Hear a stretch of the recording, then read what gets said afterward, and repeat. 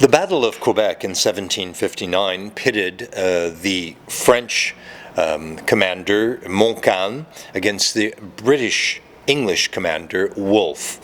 This, of course, has served for decades as symbolic of the two quote-unquote founding peoples of Canada, namely Francophone and Anglophone, British and French. That by no stretch of the imagination does justice to the variegated peoples that have long inhabited the territory we call Canada, not least the First Nations, the First Peoples.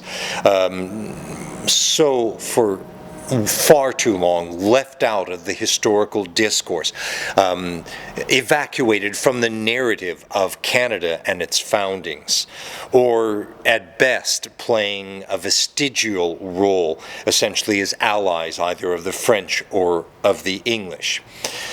And yet, because for so long the Battle of Quebec came freighted with psychological baggage, both for the British and for the French. In the eyes of the British, this proved that Quebec, as part of Canada, belonged within the British Empire, belonged within the context of the white Anglo-Saxon Protestant world, perpetuated and indeed extended by the British Empire, whereas on the flip side for the French, this spelled the end of their connection to the motherland, to France, the end of New France, the end of all the privileges and rights and that they enjoyed as an extension of France, both their culture, their religion, their language. So yes, this is a demarcation. In fact, the Battle of Quebec psychologically constitutes a watershed.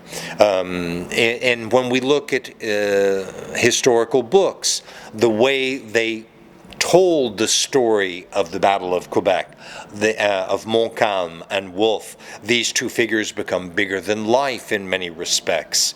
And one must question, myself foremost, as a historian by training, at what point are we moving from history to mythology?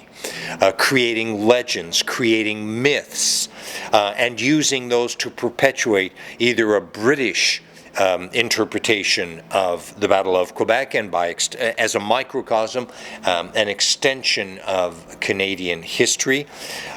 Or does this become really the reason for all the griefs, the grievances, the disagreements with between French and English in the history of Canada? I often refer to chronological history and what I call psychological history. So to this day, the Battle of Quebec, often presented as the conquest, that did not sit well with many Francophones, many French Canadians, and least of all with those tending towards nationalism, towards sovereignty, towards independence, towards autonomy.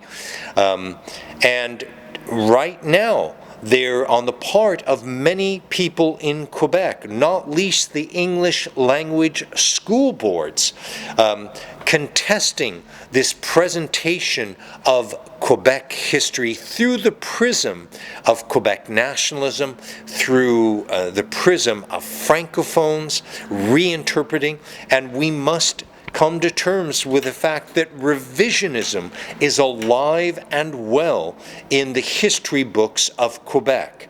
And for Anglophones and Allophones, to what extent are they mandated by the government of Quebec, by the Ministry of Education?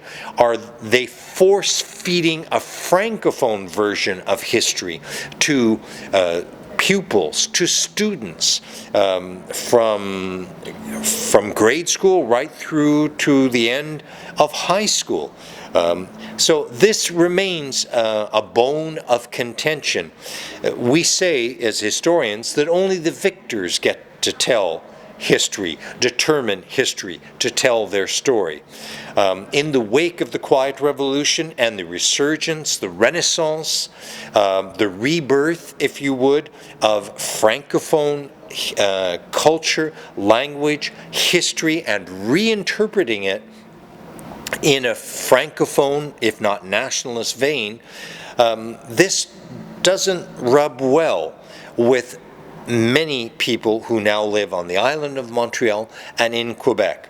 So the Battle of Quebec, 1759, and subsequently that of Montreal in 1760, referred to traditionally as the conquest, modern historians, and particularly those of a certain nationalist political persuasion, will not accept this version of history.